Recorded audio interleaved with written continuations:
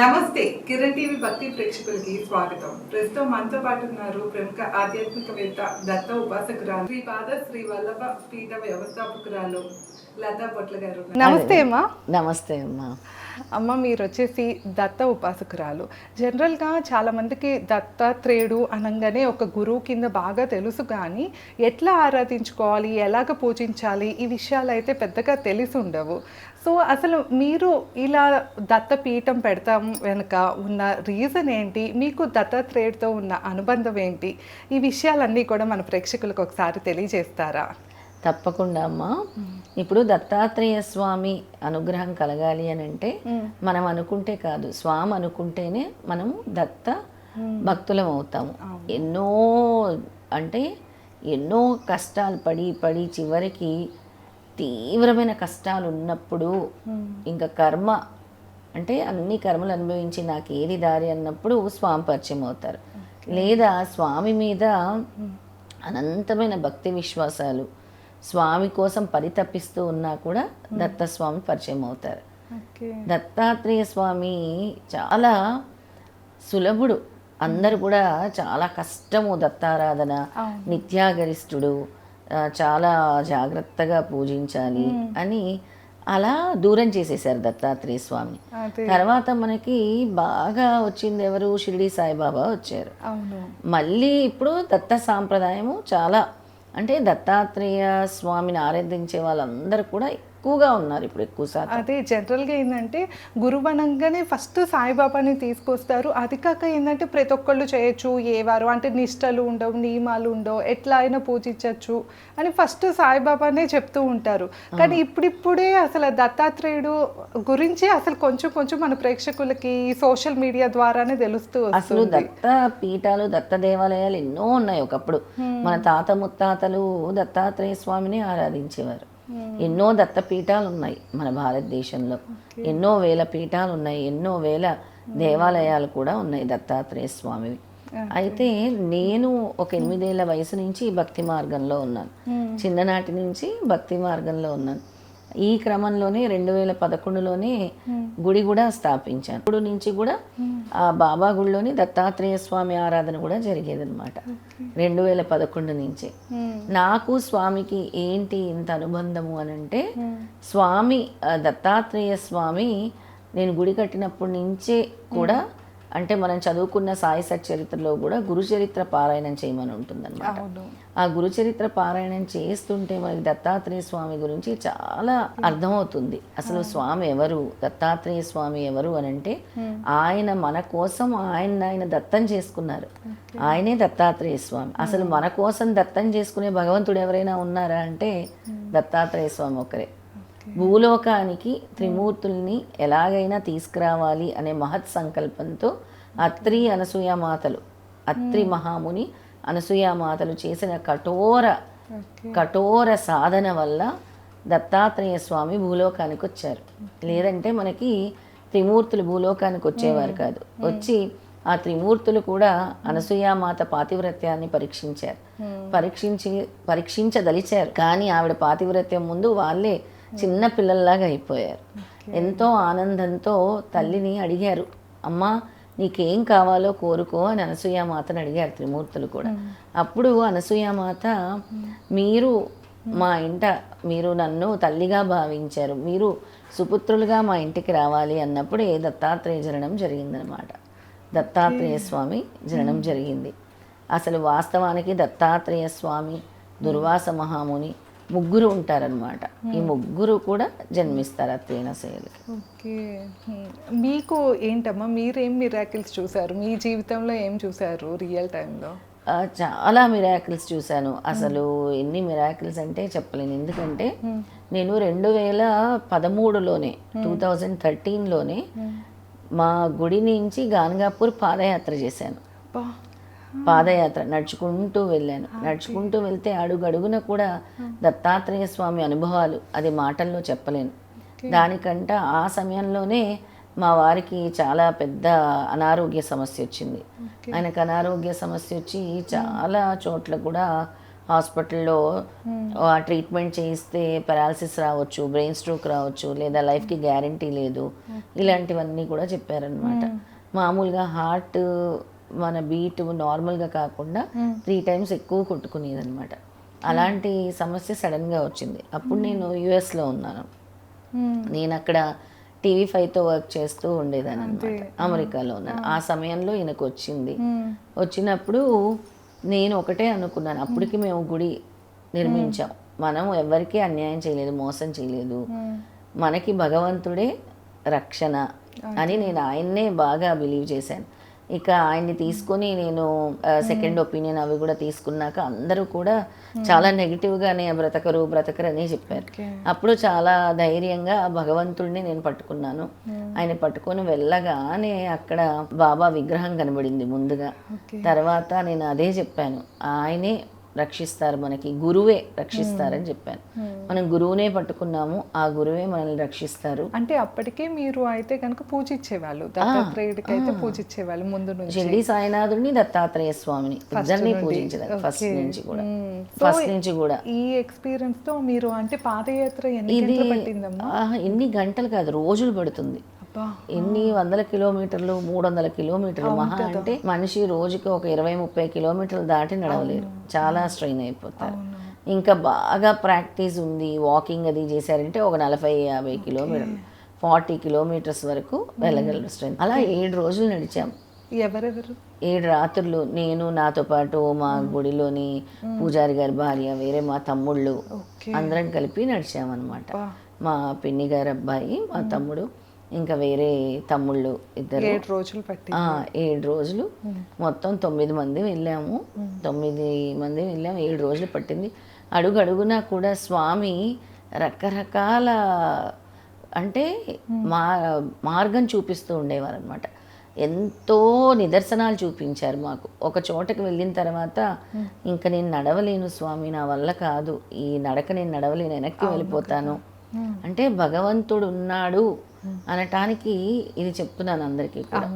నా వల్ల కాదు, నేను వెళ్ళిపోతానంటే నిర్మానుష్య ప్రదేశం అది. కరెక్ట్గా జహీరాబాద్ దాటిన తర్వాత ఆ నిర్మానుష్య ప్రదేశంలో ఒక తెల్లటి వస్త్రం వేసుకుని, ఒక జోలి వేసుకొని ఒక పెద్ద ఆయన వచ్చారు. తెల్లటి దుస్తులు ధరించి వచ్చారు. ఆయన వచ్చి ఎక్కడికి వెళ్తున్నావు అని అడిగారు. నేను ఇలా పాదయాత్రకు వెళ్తున్నాను గాన్గాపూర్ అని. ఆయన హిందీలో మాట్లాడారనమాట. భగవంతుడికి భాషతో పని లేదు, హిందీలో మాట్లాడారు. మాట్లాడితే నేను ఇలా వెళ్తున్నాను అని చెప్పాను, కానీ ఇప్పుడు నడవలేకపోతున్నాను, నాకు జ్వరం వచ్చేసింది, నేను నా కార్ని పిలిపించేసుకొని వెనక్కి వెళ్ళిపోదాం అనుకుంటున్నాను అన్న.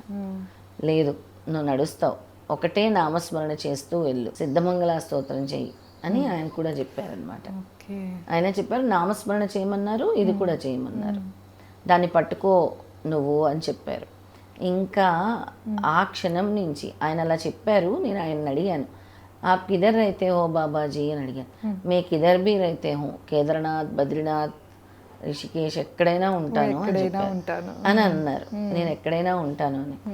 అవునా బాబాజీ అని నేను నమస్కారం పెట్టి ఇలా ముందుకు వెళ్ళాను. వెనక్కి తిరిగి చూస్తే ఆయన లేరు. అలాంటి అద్భుతాలు చాలా చాలా అసలు ఎన్ని జరిగాయంటే గాన్గాపూర్ చేరుకోవటం జరిగింది. తర్వాత మళ్ళీ నా కెరీరు, నా ప్రొఫెషన్లో నేను ఉంటుండగా 2021 తర్వాత 22 నుంచి కంప్లీట్గా నా కెరీర్ అంతా స్టాప్ చేయించి స్వామి ఇలా నా చేత అంటే ఒక సంకల్పం చేయించి దత్తాత్రేయ స్వామి కంప్లీట్గా నా లైఫ్ని యూటర్న్ తిప్పి నువ్వు సిద్ధమంగళ స్తోత్రం ఇంటింటికి వెళ్ళి చెయ్యాలి అని చెప్పారు. అప్పుడు నేను ఇంటింటికి వెళ్ళి సిద్ధమంగళ స్తోత్రం పారాయణం చేశాను. అలా మొదటి 108 ఇళ్ళు అలా చేయటం జరిగిందనమాట. అలా చేసిన తర్వాత స్వామి అంటే అప్పుడు నేను ఏం చేశానంటే క్షేత్రాల్లో గాన్గాపూర్ క్షేత్రంలో 10,008 సార్లు సిద్ధమంగళ స్తోత్రం, కురాపురం క్షేత్రంలో 32,400 సార్లు, పిఠాపురం క్షేత్రంలో 54,000 సార్లు సిద్ధమంగళ స్తోత్రం పారాయణం చేస్తూ ఇంటింటికి కూడా వెళ్తూ 1 సంవత్సరం పాటు కూడా చాలా దాన్ని ఒక కఠోర దీక్షలాగా చేశాను. అసలు మీరు చెప్తుంటేనే అర్థమవుతుంది. ఎందుకంటే నేటి కాలంలో ముఖ్యంగా ఈ కలియుగంలో మనం దేవుణ్ణి అనుభూతి చెందటం, అలా రియల్ టైంలో కనిపించటం, అది కాక మీరు కంప్లీట్‌గా మీ ప్రొఫెషన్ వేరు. మీరు ఎక్కడో యూఎస్‌లో ఎక్కడ పెద్ద పెద్ద ఛానల్స్‌లో చేస్తూ కూడా సో కంప్లీట్ ఇటు దేవుడి మార్గం వైపు నడిచి రావటం కూడా చాలా డిఫరెంట్. అంటే అదొక మిరాకిల్ అనే చెప్పొచ్చు. చాలా పెద్ద మిరాకిల్. ఎందుకు 2021 తర్వాత అంటే 2021లో అందరికి కోవిడ్ వచ్చి అవును. సెకండ్ వేవ్ ఎంతో మంది ప్రాణాలు పోయాయి మీకు తెలుసు. ఆ టైంలో మళ్ళీ మా వారికి సీరియస్ అయ్యి వెంటిలేటర్ వరకు వెళ్ళారు. అప్పుడు మా మదర్కి బాగాలేదు, మా వారికి బాగాలేదు. వాళ్ళిద్దరినీ కూడా స్వామి అంటే చుట్టూ ఉండే వాళ్ళందరూ చనిపోయారు, అవును. వీళ్ళు బ్రతికారు. అంటే ఎంత మందిలో అది ఇచ్చింది భగవంతుడే. అంతే ఆయన కృతజ్ఞత మనం ఎలా తీర్చుకోగలం? అంతే. అవును. ఇప్పుడు మనం కోరుకుంటాము స్వామి చేస్తున్నారు అని అంటే అది మన జన్మ జన్మల ప్రారంధ కర్మ తొలగించి స్వామి మన కోసం చేస్తున్నట్టే అన్నమాట. అంతే కదా. స్వామికి మనం ఏమిచ్చి రుణం తీర్చుకోగలము?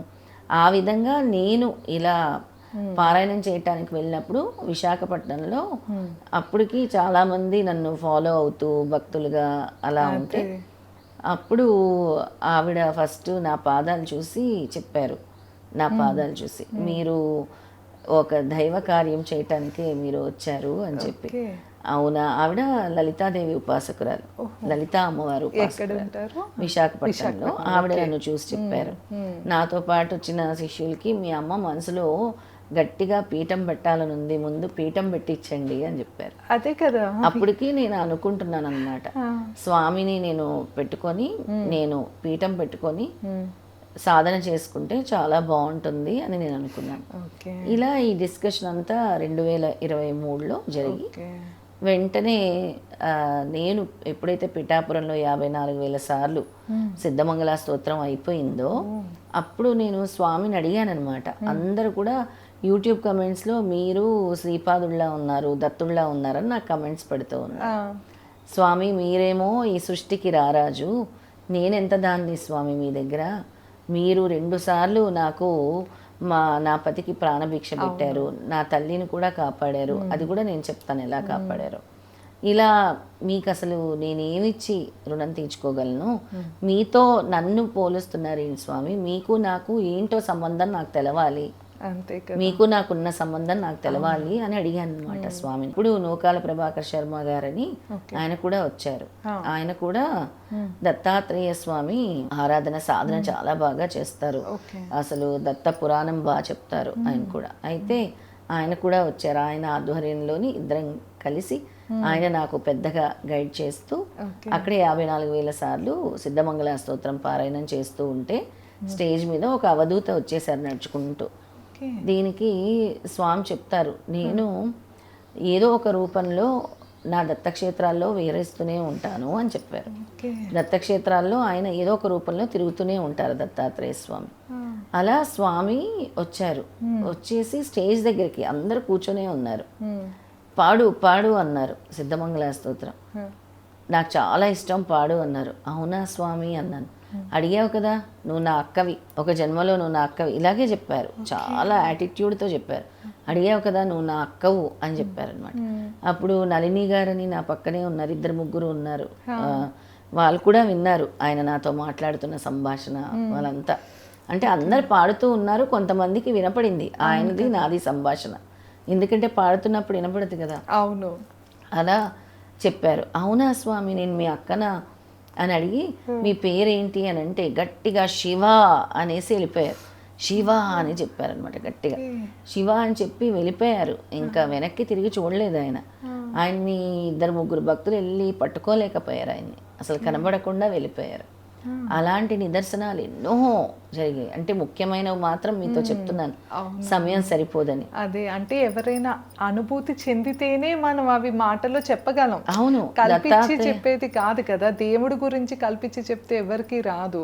మీరేంటంటే అది అనుభూతి చెందారు కనుక నలుగురితో పంచుకోగలుగుతున్నారు. ఆ అనుభూతి స్వామి స్వయంగా మనకిస్తారు. దత్తాత్రేయ స్వామి ఆరాధనలో, దత్తాత్రేయ స్వామి సాధనలో ప్రతి ఒక్క దత్తభక్తులు తెలుసుకోవాల్సింది ఏంటంటే ఆయన ద్వారా అనుభూతులు పొందటం ముందు. When you connect with him, ఎప్పుడైతే నువ్వు స్వామితో కనెక్ట్ అవుతావో నీకు ఎక్స్పీరియన్సెస్ ఇస్తూనే ఉంటారు. తెలియకుండానే నువ్వు ఆయనతో ప్రయాణం మొదలుపెట్టినప్పుడు అలా వెళ్ళిపోతూనే ఉంటుంది. అది గురువు డైరెక్షన్లో వెళ్ళిపోతాం అన్నమాట. అవును. అలా ఆవిడ చెప్పిన తర్వాత ఈ పిఠాపురము సిద్ధమంగళ స్తోత్రం జరిగిన తర్వాత ఆవిడ చెప్పిన తర్వాత నేను స్వామి మీరు రావాలనుకుంటే రండి, నేను పీఠం పెట్టాలనుకుంటున్నాను అనగానే ఒక నెల రోజుల్లోనే శిల్పి విగ్రహం తయారు చేశారు. శ్రీపాద శ్రీవల్లభులు విగ్రహము. ఆయన్ని పెట్టుకోవాలి అని నాకు చాలా ఇష్టం అన్నమాట. ఆయన ఈ మాట చెప్పిన తర్వాత శ్రీపాద వల్లభుల్ని స్వామి విగ్రహం రెడీ అయిపోయింది. కరెక్ట్గా అపర ఏకాదశి రోజు ప్రతిష్టాపన చేసాం, పీఠం మొదలుపెట్టామన్నమాట. శ్రీపాద శ్రీవల్లభ దత్త పీఠం మొదలుపెట్టాము. ఆయన చెప్పారు ఇక్కడ వాళ్ళ కర్మలు తొలగించడం కోసం నేను వచ్చి ఇక్కడ కూర్చున్నాను. అందరూ నా క్షేత్రాలు వెళ్ళే స్తోమత ఉంటుందా? వెళ్ళలేని వాళ్ళు కూడా ఎంతోమంది ఉంటారు. ఎంతోమంది నా దగ్గరికి రావాలని కూడా అనుకుంటారు. అందుకని నేను వచ్చాను, మీ కర్మల్ని తొలగించడం కోసం వచ్చాను, మిమ్మల్ని ధర్మ మార్గంలో నడిపించడం కోసం వచ్చాను అని స్వామి అప్పుడప్పుడు ఇంట్యూషన్ ఇస్తూ ఉంటారు నాకు. అంటే నాకు ఈ విధంగా నువ్వు కైంకర్యం చెయ్యి, నాకు ఇలా చెయ్యి, అలా చెయ్యి. లేదంటే ఎవరైనా వస్తే భక్తులు అడిగితే వాళ్ళు ఆ జన్మలో ఇలా చేశారు అని కూడా తెలియజేస్తూ ఉంటారు. వాళ్ళ జన్మలో ఇలా చేశారు, వాళ్ళ కర్మ తెలియజేస్తూ ఉంటారు. ఎంతో మంది సమస్యల కోసం మన శ్రీపాద శ్రీవల్లభ దత్తపీఠంకి వస్తారు. వాళ్ళ సమస్యల కోసం అడుగుదానికి అంటే అడగడానికి, అలాగే స్వామి ఏ విధంగా పరిష్కారాలు చెప్తారు అంటే మన నోటి ద్వారా, మీ నోటి ద్వారా వాళ్ళకి రిజల్ట్ అయితే బయటకు చెప్తూ ఉంటారు. అంటే ఎందుకు అలా జరిగింది, వాళ్ళు ఇప్పుడు ఏం చేసుకోవాలి అనేది చెప్తారు. కర్మ అనేది ఎలా ఉంటుందంటే మనకి కర్మ అనేది ఎవరైనా అనుభవించాలి, కానీ పెద్దగా జరగాల్సింది చిన్నగా తీస్తారు. కర్మ అనేది ఒకవేళ ఆపరేషన్ జరగాల్సి ఉంటే ఇంజెక్షన్తో తీసేస్తారు. అది ఎంత డిఫరెన్స్ ఉంది. ఆ కర్మ అనేది స్వామి ఆ విధంగా తొలగిస్తారు ఆయనని నమ్ముకున్న వాళ్ళకి. అది నా విషయంలో, మా తల్లి విషయంలో చేశారు, నా భర్త మా శ్రీవారి విషయంలో కూడా చేశారనమాట స్వామి. అలా దత్తాత్రేయ స్వామి పీఠము స్థాపించడం జరిగింది. ఎంతో మంది భక్తుల అనుభవాలు కూడా వాళ్ళు మనకు చెప్తూ ఉంటారు. స్వామి కనబడ్డారని, స్వామి చాలా ఎత్తుగా ఉంటారని, స్వామి యొక్క పాద ముద్రలు కూడా మన పీఠంలో ఉంటాయి, హస్తముద్రలు కూడా ఉంటాయి. పీఠంలో నిత్యము జ్యోతి వెలుగుతూనే ఉంటుంది. పీఠంలో ప్రతిరోజు మధ్యాహ్న హారతి మహానైవేద్యం కంపల్సరీ స్వామికి మేము చేసే ఇంపార్టెంట్ కైంకర్యం అన్నమాట. అంటే ప్రతిరోజు కూడా స్వామికి మహానైవేద్యం మధ్యాహ్న హారతి తప్పకుండా ఇస్తాము. ఇక రకరకాల సమస్యలతో స్వామి దగ్గరికి వచ్చిన వాళ్ళందరి సమస్యలు కూడా స్వామి తీరుస్తూ ఉన్నారు. అది స్వామి యొక్క పవర్ అని చెప్పాలి, శక్తి. ఆయన శక్తి ముందు మనం అసలు సరిపోలేము. అవును. ఒక గురువుని నమ్ముకుంటే మనతో వెన్నంటూ ఉండి ఎలా గైడ్ చేస్తారో అలా దత్తాత్రేయుడు మనకి అలా చేస్తారు. దత్తాత్రేయ స్వామి మన జన్మ జన్మల కర్మల్ని తొలగించేది దత్తాత్రేయ స్వామి. కలియుగంలో కలిపురుషుడు ప్రభావం నుంచి మనల్ని తప్పించేది దత్తాత్రేయ స్వామి. మనకి పొంచి ఉండే గండాలు ప్రమాదాల నుంచి కాపాడేది దత్తాత్రేయ స్వామి. మనల్ని సరైన ధర్మ మార్గంలో నడిపించేది దత్తాత్రేయ స్వామి. మనలోని ఆలోచన విధానాన్ని కూడా దత్తాత్రేయ స్వామి మారుస్తూ ఉంటారు.